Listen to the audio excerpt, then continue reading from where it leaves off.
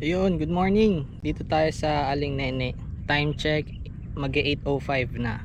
So, tatlong setup pa rin yung gamit natin. Ang pwesto natin dito sa left side ng Aling Nene, yung apatan sa gitna.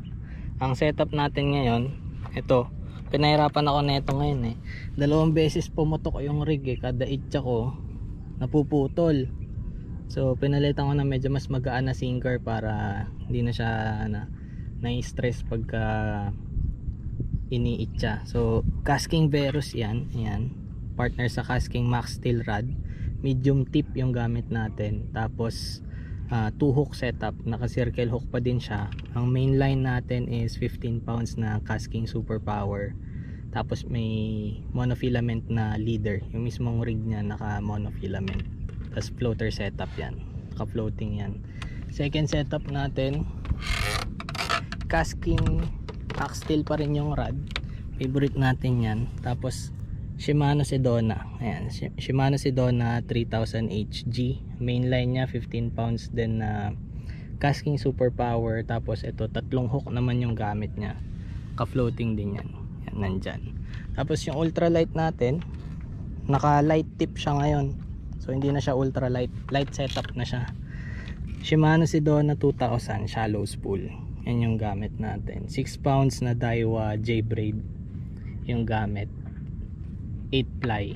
Tapos 2 hook setup din siya. Tingnan natin kung ano mahuhuli natin sa tatlong setup. Maaga ako dumating dito, natagalan lang sa pagse-setup kasi yung unang itcha natin kaputol-putol yung linya eh. So later, sana may mahuli tayo at makarami. Later. Opya, ano to? Oy, tilapia, arroyo. Pag arroyo, opya, ayan. Decent catch, arroyo. Ano natin to? Kala mo, unang huli pa rin natin na nailagay sa net, tilapia. Yan natin yan dyan, pangate. Baka natin yung isa pa mamaya. Uy, huli. Uy, huli to. Huli. Bangus to. Uy.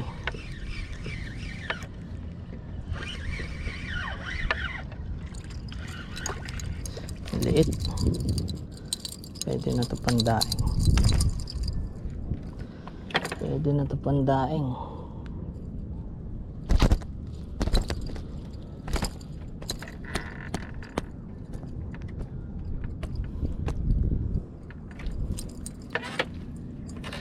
Bangus din. Pwede na to. Yeah.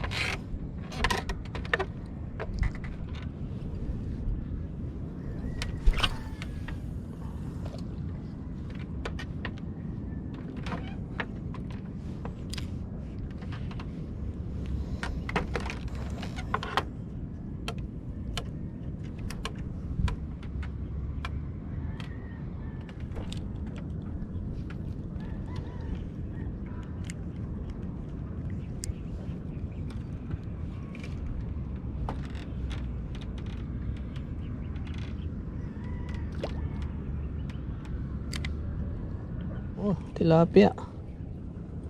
Madali tayo tilapia. Tilapia.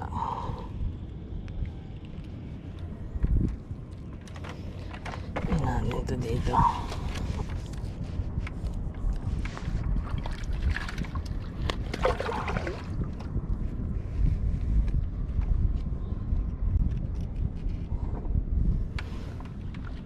At tilapia tayo. Parang tilapia to. Nawala. Yun, nandun pa. Uy, ano to? Tilapia nga. Tilapia ang kumagat. Arroyo pa.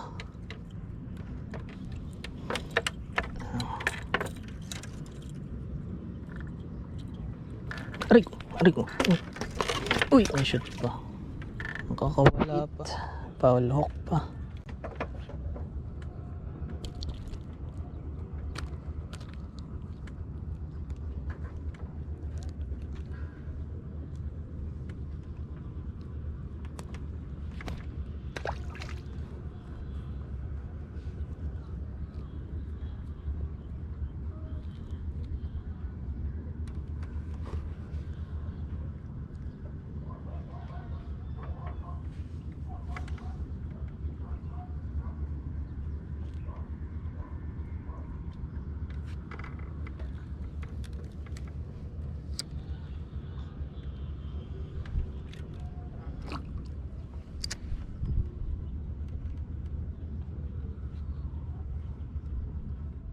Ulit tayo bangos. Galit na galit sa ultralight ko mo. Opya. Nice one. A good size pa. A jackpot. Ang ganda. Tama, makakawala. Oop. Oh, wag ka tatalong. Hindi ka pa makakawala.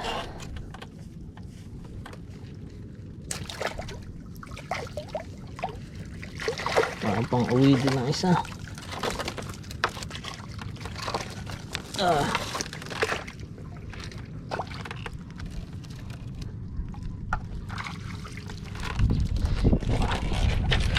Makakawala ka pa. Yun. Isa din. Ay. Dito ka lang pala kakagat.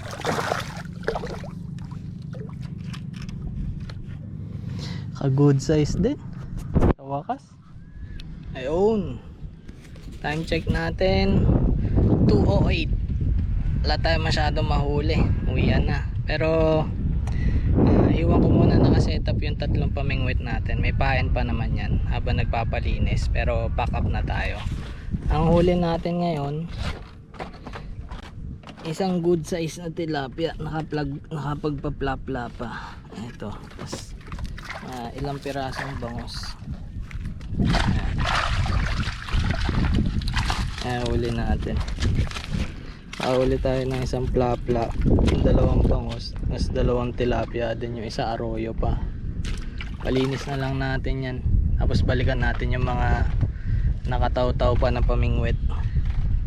Baka pagbalik natin may huli na yan eh. Ayan, tatlo pa yan. Okay din, enjoy pa din naman, may nahuli. Tapos nakakawala yung pinakaunang bangos na malaki. Pero ganun talaga, pagka nagpi-fishing. At least di tayo zero, tsaka may plana pang uwi. Yun lang. Next time, like and subscribe mga kapatid. Babush.